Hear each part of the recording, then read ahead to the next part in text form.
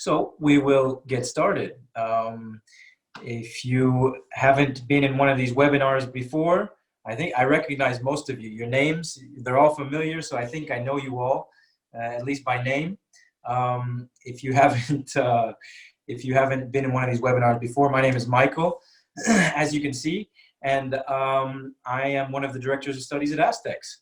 Okay, I've been working here for 7 years now, almost 7 years at Aztecs, and I've been in Spain for 11 years. Okay, I'm from the United States, from the state of Missouri, and I studied Spanish in university, so I consider myself bilingual because I've been living here a long time and I've studied. Okay, I'm telling you all this because today we're talking about multicultural communication. Right? Multicultural communication is a very broad topic. Many things can be inside multicultural communication, and we're only going to focus on a little bit today. Okay, we'll talk about some of our own experiences maybe with communicating across cultures, but I'm going to give you a general rundown of direct communication, indirect communication, and I'm going to give you a few idioms at the very end. Okay, today I would like lots of participation, so if you guys can participate in the chat, that would be fantastic, or if you would like to speak, you just raise your hand and tell me. And at the end I have a big Kahoot prepared. Okay, so the winners of the Kahoot will win a week of free classes, but I'll tell you more about that later. Okay, we'll go ahead and get started. As I said, I have your microphones on silent, but if you want to talk later, feel free, okay? And just raise your hand and say, I have a question, okay? Or at the end, you can ask me questions as well, okay? So, as I mentioned, the objectives, we're gonna look at a few tips on working with other cultures. It's very difficult to know what cultures you're working with, what people you're working with, because you're all from different companies, okay? So we're gonna be very general today without generalizing too much, because we don't like to generalize too much. I don't think it's good to generalize too much about anything, but there are certain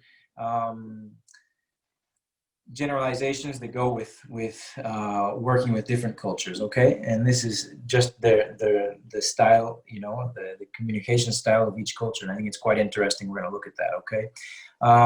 Phrases for team communication, these are going to focus on direct and indirect communication, things that you would say, and a lot of these things you would say in a meeting as well, okay? I hope to do a further multicultural communication webinar, but basing it more on nonverbal communication and other areas, okay? But today we're focusing more on verbal communication, but above all, in direct and indirect communication. So the first thing I want to talk about is culture shock. I'm going to tell you about one of my experiences with culture shock, okay? When I came to Spain to live here.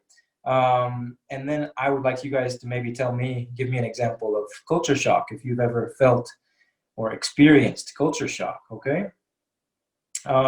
So I came to Spain for the first time in 2008. Yes, it was 2008. I came here to study. I was in Salamanca for 1 month. And I studied, I did a Spanish course, a 1 month Spanish course in Salamanca. I was living with a family. And I would have to say at that moment, the big culture shock was, it was a shock, but it was fantastic, was the times that people would eat. So for me, it was really difficult to adjust to the timetables, you know, to say, well, I'm eating breakfast at a more or less normal time. But, you know, I was maybe eating breakfast. I think I had to be at the school at 9, and I left the school at 1 o'clock or maybe 2 o'clock even. I don't remember exactly. But so I left the house quite early. I had breakfast, but usually it was a piece of toast with nocilla or something like that. You know, it was nothing. And some coffee or some tea, nothing else. And of course, by the time 3 o'clock, yeah, it was normally 3 o'clock, 2:30 or 3 o'clock when I had to have lunch. I was so hungry, I didn't understand. And it was interesting because the mother of the house was always telling me, Michael, you know, it's very important that you eat breakfast like a king, and that you eat lunch like a prince, and that you eat dinner like a poor man. And I thought, this is not what you're applying at your house. But anyways, this was complete culture shock for me. But this is something that, you know, was kind of, you can call the honeymoon stage, when you kind of think, oh, this is really cool, I like this. But then you realize it's really part of the culture and it might become shock to you, okay? Then you slowly start to adjust to it. You accept this, okay? You kind of assume it as part of your culture. And then, in my case, I returned to the States. After living in Spain for a while, I returned back to the States. And this is when, you know, I'd spent several years in Spain, and it was a re-entry shock, okay? I had the reverse culture shock when I went back to the United States, because I was used to, I felt very Spanish in many ways, you know, everything I did. And right now, you know, for example, for eating, I was going home and I was eating at my parents' house. I said, okay, what time are we having dinner? And they said, at 6 o'clock. I said, oof, I'm not going to be hungry at 6 o'clock. Can we have dinner at 8? You know, trying to find a balance there. But anyway, what I want to say with that is, I've been here for so long, I have like a mix of American and Spanish culture. And to be honest, usually I eat between the times, what I call a happy medium, okay? I'm living something that's kind of in between the two cultures, because usually I eat lunch earlier than a Spanish person would, but later than an American would. I eat dinner earlier than a Spanish person, but later than American. So this is the last step, is what I call it, where you kind of take on two cultures and you find the happy medium, the middle ground. But what I want you guys to do, before we get started, I'd like your participation. Does anybody have an experience with culture shock that they can share? Or is there, you know, have you been to maybe the United States and experienced some type of culture shock? Or it doesn't have to be the United States. It can be, maybe you went to China, or maybe you went to Egypt. I don't know. Maybe you went to Ethiopia. I don't know where you went, or somewhere in Asia or Australia, or you were in Ecuador. I don't know. Could anybody give me an example of culture shock, of another type of culture shock? Any volunteers?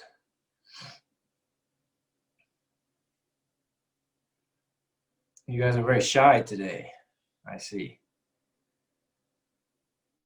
No examples. You can write, if you don't feel like speaking, you can write in the chat, maybe just a quick sentence. Yeah, when I was in Thailand, this happened. It was a shock. Because this relates to what we're going to talk about in a moment. So I don't know, did any of you guys experience culture shock? You know, one of the other thing that I had at culture shock when I came to Spain was, sometimes it was, you know, I had to go to the bathroom. I realized there were no public restrooms in Spain, okay? And that was something very different, yeah? Ah, okay, all right. We've got here, someone in the chat says, sweet beans in the United States. Well, that's true. Our beans are kind of, our beans are sweet, yeah. They're sweet because we add a lot of honey and things like that. They're a mix between sweet and savory, yeah, especially for a barbecue. Is that in Marrakesh? Is the way people are dressed? Yes. The toilets in Japan, yeah, that would be. I've never been to Japan, but I know that I've used one of those toilets. Sorry to talk about these things on the webinar, but yeah, that could be a big shock. Yeah, I think, you know, even for me, it was a shock to see bidets in the bathrooms here. It's something we don't have in the States. I think it's very nice to have. We don't have that in the States. All right, good. So you guys are participating now. I'm getting you to participate. That's perfect. Okay. And the next thing I want to talk about related to this is, okay, we've got Angelica. She's been to Ohio, and this is horrible. This is something horrible about the States. You have these neighborhoods that were built probably from the 50s on, after World War II, and they're not very friendly for walking. They're not pedestrian friendly. They didn't put sidewalks. You can't really walk. They're not made, everything is made for the car. This thing is changing a lot in the States, but still you find that so much is made just for people with cars. So you have to take your car from this place to the next place, there to there. And it's horrible. It's really horrible. Sidewalks are fantastic, yeah. And the size of everything you can eat in Texas, in the States in general, the sizes are huge, but I think in Texas it's even bigger, right? Yeah. Food in Finland. And you put food, really, what happened in Finland? What was the problem with it? They had bad food, I imagine, or what? I don't know what Finnish people eat. So horrible food. Okay, so that was the culture shock. All right, good. Well, I want to talk a little bit, guys, about something we call low and high context cultures, okay? This is something you may have not heard of before. I actually did some research on this, and it's quite interesting. But again, these are generalizations about cultures, but many things are true. So you might find that a German person is very, very direct, okay? This is a low context culture, meaning the only important thing is what that person says. So if a person says no, that means no, okay? It's very direct. Or if the person says, no, I'm not interested, that means no, I'm not interested. I think it's a very honest, very direct, type of thing. And Germans are on the low side, and you have Chinese on the high side, okay? And we're going to look at different examples of what you can say, a low context, what low context communication is and what high context communication is, okay? We're going to look at some examples, and you guys can use this and keep this in mind if you have meetings with high context cultures. Spain's right in the middle. This is really difficult. It's very difficult to say, but I would say that Spain is even more on the direct side, because I think compared to, for example, Mexico or other countries in Latin America, Spain is much more direct. You're never going to say, it's not normal. You hear it, but a lot of times it's more like, give me that, or, whereas in English, that could sound rude. Even in American English, we're direct, but many times, we would still say, could you do this for me? Could you do that? All right. So I don't know where I would put Spain on this. I don't know if maybe it should be closer to American English or not. But of course, this is orientative, and what I want to focus on mainly is the difference between high and low context, which is basically directness and indirectness, okay? So we're going to look at some examples. These are all examples of direct communication, okay? And I want your participation. I like for you guys to participate. So in order to participate, I want you to tell me what you think the indirect component of, the indirect counterpart of these expressions is, okay? So if someone says directly, I don't think that's such a good idea, what is a nice indirect way to say that? Maybe if you were in Mexico, we wouldn't say it that way. Or if you were in China, or maybe if you were in Kenya, you wouldn't tell someone, no, I don't think that's a good idea. What is another way to say this? How could you say this? I'll give you guys an example. The first one, I'll give you guys the example. You say, maybe, do you think that's a good idea? Instead of directly saying, that's not such a good idea. Maybe in a high context culture, you would be more indirect. You would say, well, do you think that's such a good idea? Do you think that's a good idea or not? Okay, good. Now, what if someone says, that's not the point? That's not what we're talking about. That's not the point. How could we say that indirectly? Anybody have any ideas? I can accept different ideas, I have one answer for you, but we could accept different ideas. How would you say that? That's not the point. How would you say that in a more indirect way? Because that's not the point can sound very rude, actually. So a lot of times, indirect communication is much more polite. So how would you say that? Any ideas? You guys can participate in the chat if you want. If you feel comfortable with it, okay? You might hear somebody say, well, that's an interesting point, Not saying it's a good point or anything, it's interesting, but not saying it's not the point. They're saying, that's an interesting point, okay? Now, this next one is a suggestion. I think we should, okay? I think we should do this. Directly, I'm telling you, I think we should do this. What could we say to make it indirect? I'm going to write these down for you guys, by the way. Let's see if this works. Oops.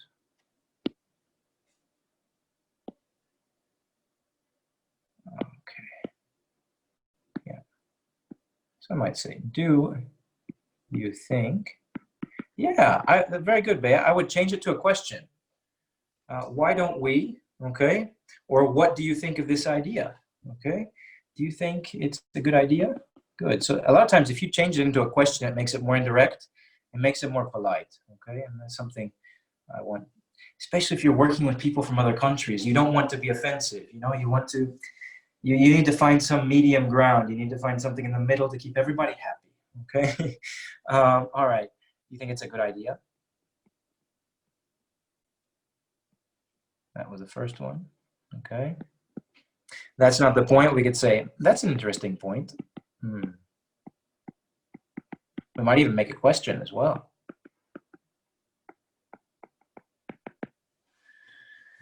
You might say, you know, that's not the point. That's an interesting point. You might make a suggestion saying, well, what do you think if we, I like that. Very good. Yeah, Jaime, I would use that even better. Maybe we can look into other approaches. Yeah, I think we should. What do you think of this idea? Etc. Okay. All right. Now the next one is quite important because imagine you have somebody that's maybe a bit shy. You know, you have a meeting and you directly ask that person a question they're not expecting. Okay. This applies to any meeting. You know, I think this not only when we're talking about working with other cultures, but we can talk about cultures inside our company, people we work with, personalities instead of culture. We can talk about personality. You know, everything is different. So maybe instead of saying to somebody directly, what do you think, Mr. Lopez? What could we say instead of what do you think, Mr. Lopez? Instead of directly saying it to Mr. Lopez, what is another way we could do this?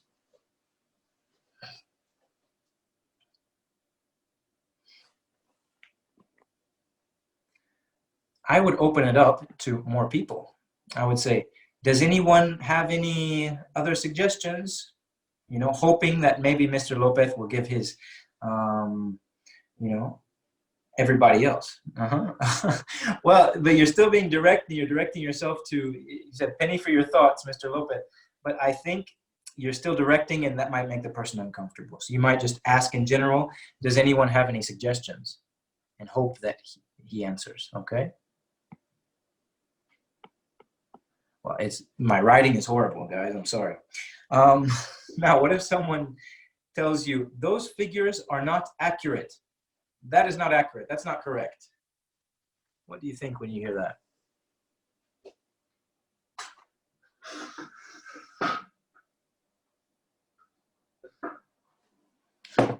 What do you think when you hear that? Those figures are not correct. I would make it a bit more polite. I would say, something seems, yeah, or, oh, even better, could we check those figures?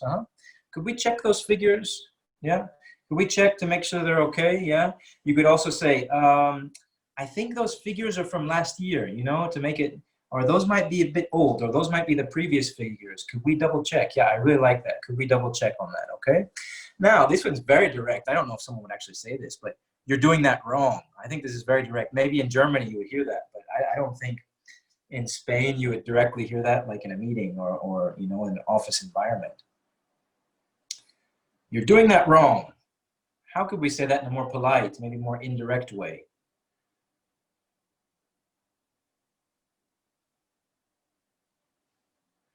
Maybe asking a question? What question would we ask? I need some water, 1 second.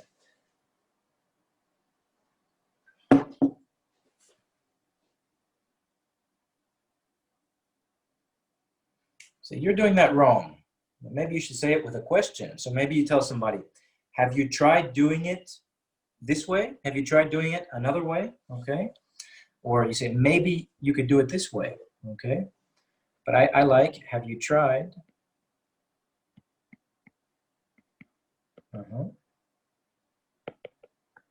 And Bea says, yeah, very good.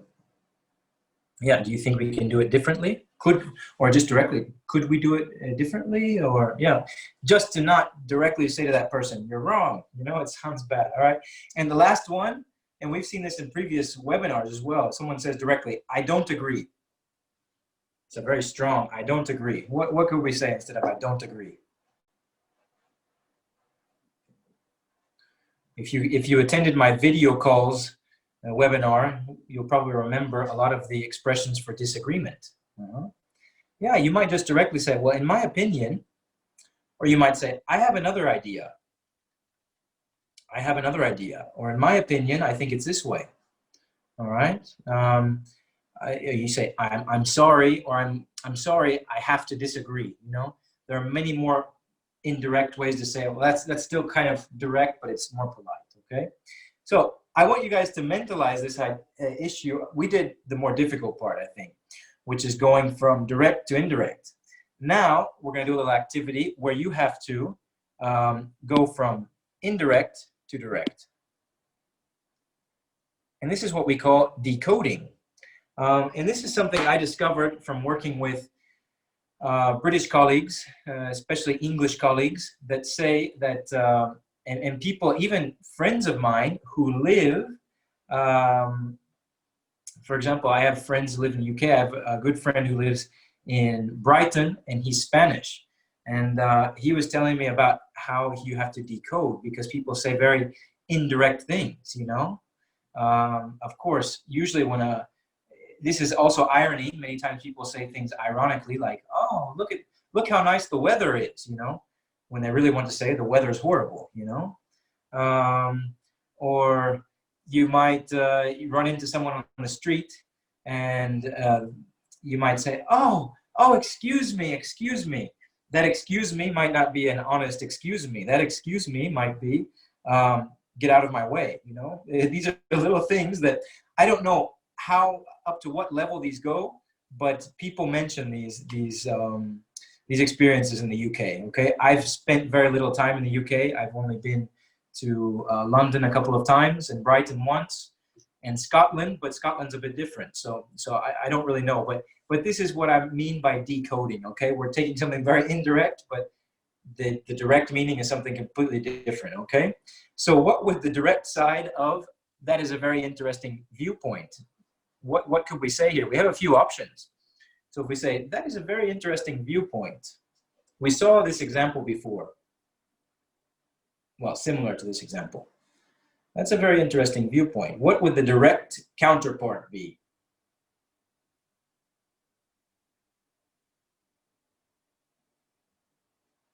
That is a very interesting viewpoint.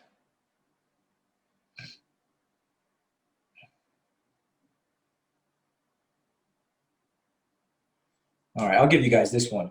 You could say the direct side would be, I don't agree, okay? You're making it sound very nice, but you probably don't agree, okay? Or maybe you're saying you're wrong, okay? Really, in reality, you want to say you're wrong, but you say something like, oh, that's a really interesting viewpoint, okay? And I think we apply these strategies both in Spanish and in English, yeah? Well, you could say that's okay. Yeah, you might really want to say kind of, that's okay, yeah. It's very interesting, but you're really thinking like, that's okay, it's not the best, yeah? Okay, this proposal deserves further consideration. What could this be? What do they want to say here? How would you decode this? This proposal deserves further consideration.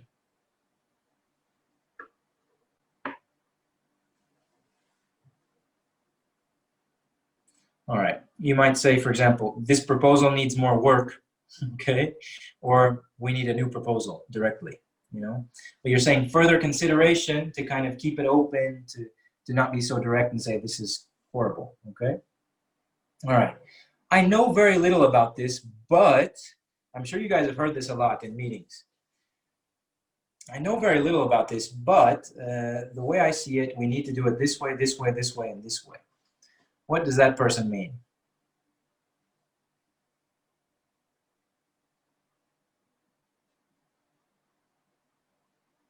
Mm-hmm.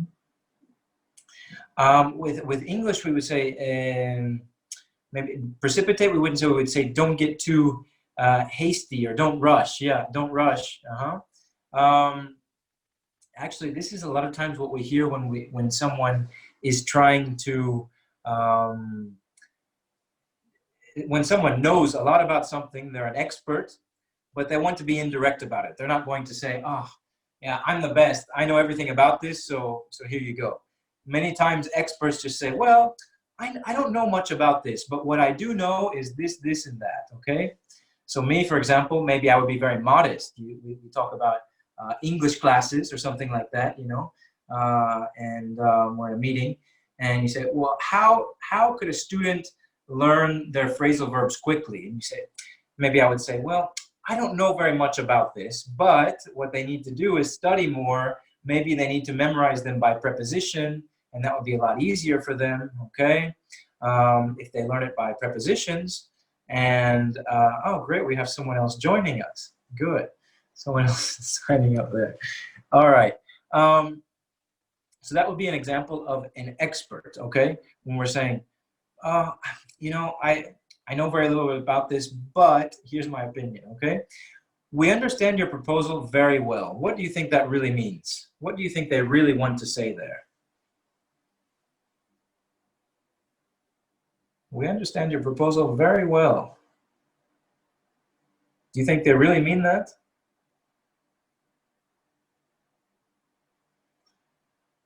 In the UK and in England especially, this could be directly, we don't like it.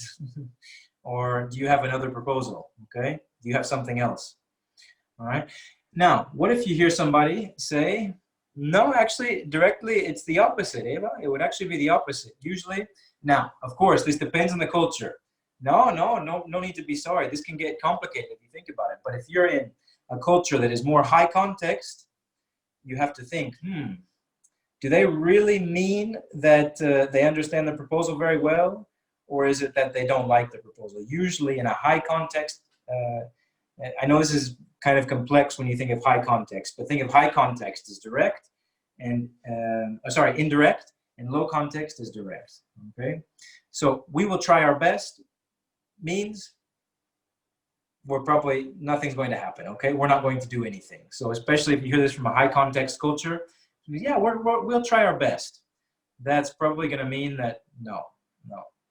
Okay, you're not going to receive what they're doing, all right? And then the last one, and I can use this as a perfect transition, say, can we move on to the next topic? Can we move on to the next topic, all right? Right here is maybe someone avoiding something, okay? They don't want to talk about it right now, all right? Or maybe we need to talk about this alone before we give you an answer, okay? This is a strategy to avoid something, okay? Can we move on to the next topic? All right, I know I'm giving you guys a lot of information today, but the idea is just to learn this difference between indirect and direct communication, okay?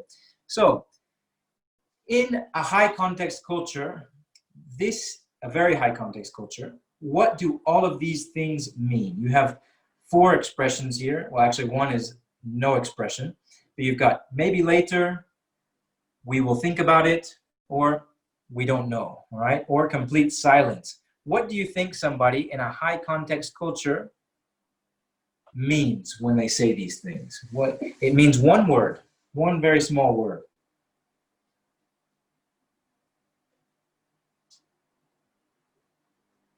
Yeah, I mean, yeah, they don't like your idea. It definitely means a no, okay? All of these things can mean no. So if you're working with China, this means no, okay? So they say maybe later, you know, it's like no. We'll think about it. Your answer is it's a no. We don't know, they're giving you a no. And if they're silent, it means no. Whereas maybe here in Spain or in the States, if someone is silent, we don't know. We say, well, maybe they're thinking about it still, you know? We might interpret it as a no, you know, the answer. But we also might interpret it as, oh, they need time to think about it, or they have questions, or they don't know how to give us an answer, or something like that, okay? So this is just a little interesting fact, okay, about high context cultures. A very high context culture, all of these things could mean no, all right?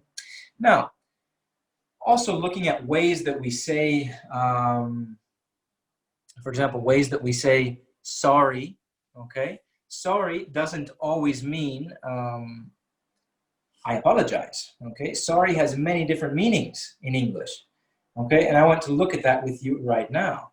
So, for example, if I say, I'm sorry you haven't been feeling very well, what am I expressing with this sorry? Because I'm not expressing apology. I'm expressing something else. What am I expressing here? Very good, Carmen. Yes, you're expressing your sympathy. Exactly. Yeah, when you say, oh, I'm sorry, you know, I'm sorry you haven't been feeling very well. I'm sorry to hear about your loss, okay? I'm sorry to hear about that you had a bad day yesterday. You know, you're trying to be sympathetic with that person. You're trying to, oh, okay. All right. Now, what if I say, I'll be here again on Wednesday. Sorry, I mean Thursday. What does this sorry mean? I'll be here again on Wednesday. Sorry, I mean Thursday. Yeah, I mean, it's you make a mistake, and so you're making the mistake and you're correcting your mistake, all right? You're correcting yourself with that, all right? So I'll be here again on Wednesday. Oh, I mean Thursday, you know? It's like, oh, I'm correcting myself. I mean Thursday, okay? Now, what here, if we say, sorry, I'm a bit late, what does this mean? Sorry, I'm a bit late. Yeah, this is an excuse. This is actually an apology.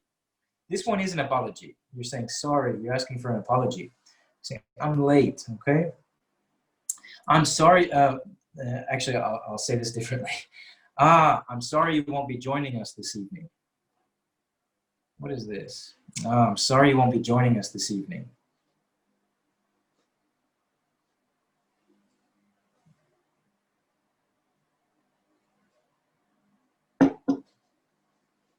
Yeah, I'd like you to be there. And another way we could say this, I mean, in that case, if you want that person to be there, that means maybe that you are a bit disappointed. You're disappointed, okay? Because that person is not joining you, okay? All right, now, what do we say? I'm sorry, but what you're saying isn't logical. It's just, I'm sorry, but it's not logical. What am I doing here?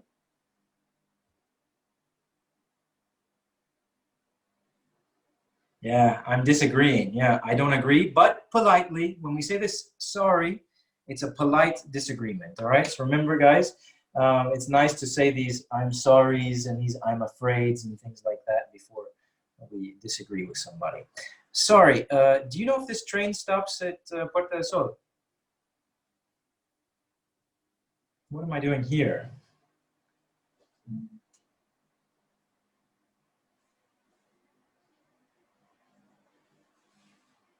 Anybody? Sorry, do you know if this stops at Sol? If the train stops at Sol? Right here, I'm interrupting somebody. It's a polite interruption. You know, it's kind of like saying, excuse me, sorry, do you know if this train stops at Sol? Okay. And the last one, you can't see the bottom of it. It's cut off. Sorry. So here, I'm apologizing. Sorry. I'm sorry. When did you say you made the reservation? I'm sorry. When did you say you made the reservation?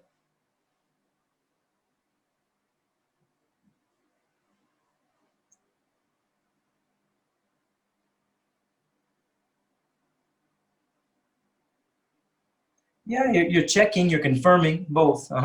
Yep, you're confirming, you're checking, but politely. Yeah, you're saying, I'm sorry. Could you, could you repeat that, for example? Okay. So these are 7 different types of sorry that we have in the English language. Okay. You didn't get info and you want to check that you have it. Yeah.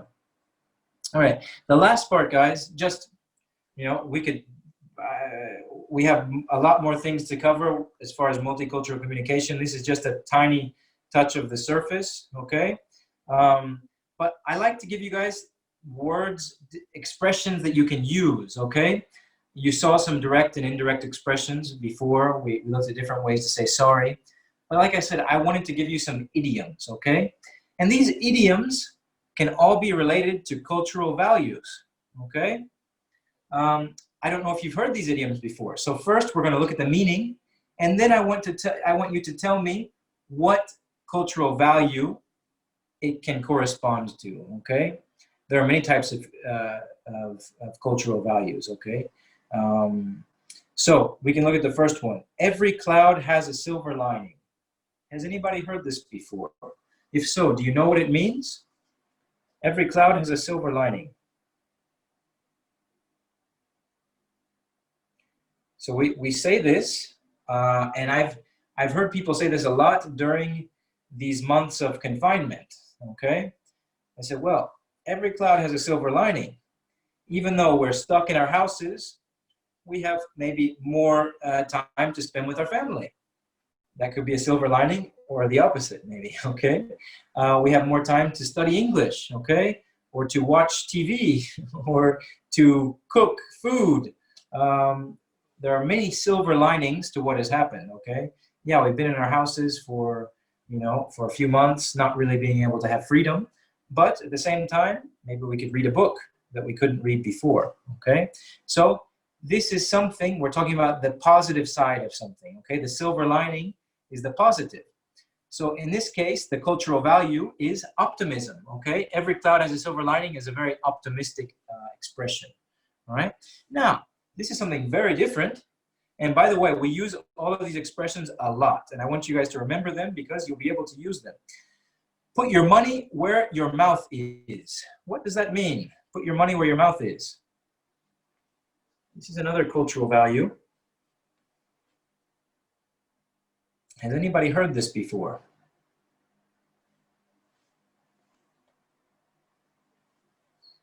So imagine you have somebody who's always saying yes, maybe a politician, saying yes, we're going to imagine a local politician and you have problems in a park. Maybe the park is very old and it needs repairs, and it needs to be a new park for the citizens. It needs to be a nice place. And your local mayor or your council member, whatever, has been saying for the past 5-6 years, yes, we need to do something about this park. This park has to be remodeled. We have to have a nice, safe park for everybody. But he's always saying this, but he never does it, okay? So it's when you talk a lot about something, but you don't act on that thing, okay? So it's a lot of talk, but no action, all right? A lot of talk and no action. This is a value, could be action, all right? Taking action on things. Now, what if something goes to my head? So, for example, imagine that I give webinars. It's similar to selfish as far as it being a negative thing, but it's not really selfish, okay? I'm saying selfish, it's similar because it's negative. But if something goes to my head, I think that I'm the greatest, So I think, wow, look at me, what I've done. I'm perfect. So imagine I do one thing that's great, and after doing that one thing, it goes to my head. It comes here, and I think I'm fantastic, okay? In Spanish, you would say something like, es un creído, you're conceited, you're creído in Spanish, okay? So that's the type of person. If something goes to their head, they're a conceited person, okay? And this, in this case, it would be kind of egalitarianism, or the lack of egalitarianism in a culture. So this expression would, if someone wants egalitarianism in their culture, they don't want someone who lets things go to their head all the time and thinks, well, this happened to me, I'm the best, It's almost like an overconfidence, Okay, what about nice guys finish last? Have you heard this before? If so, what do you think it means? What does it mean?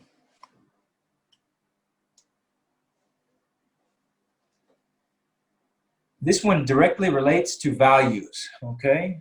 This is, directly related to someone's values, because in theory, if you're a nice person, you do things correctly, you're not going to be the first one to finish. You're not going to, get everything the way you want to, but you finish last because you're nice, because you're doing things the way you're supposed to. You have values, okay? So we use this a lot when we're talking about someone's values. Where there's a will, there's a way. So I say this to students a lot of times. Where there's a will, there's a way. So say, sorry, no, I can't improve my English right now. No, I can't improve my English. I said, no. Where there's a will, there's a way. A will is to say, oh, okay, I can do this, you know, you have determination. It's actually more than hope, it's determination, okay? It's self-determination, we could say, one of these things. So it's where there's a will, I'm determined to do this, okay? I have a will and I'm gonna do it, okay? Now, this one you've probably heard before and you've experienced it many times in meetings, okay? Someone is beating around the bush. If someone is beating around the bush, what does that mean? He's not going to the main point, exactly, yeah. If you're beating around the bush, you're not going to the point, all right? So in this case, this could be a culture that values directness, all right? They want things to be direct, a low context culture. And the last one, don't judge a book by its cover. I think you all know this one because it's very similar. It's very self-explanatory, actually, okay? Don't judge a book by its cover. And this relates to the value of appearances, okay? Of someone's appearances. And thank you guys very much for attending. And I hope to see you guys the next time. Next week, I don't remember what the topic is for next week. So I don't know. I'm trying to think of what the topic is. I believe it's on common mistakes. Either way, we have many topics in June, and I think you guys are going to enjoy them, okay? So I count on seeing you either next Tuesday or next Thursday, all right?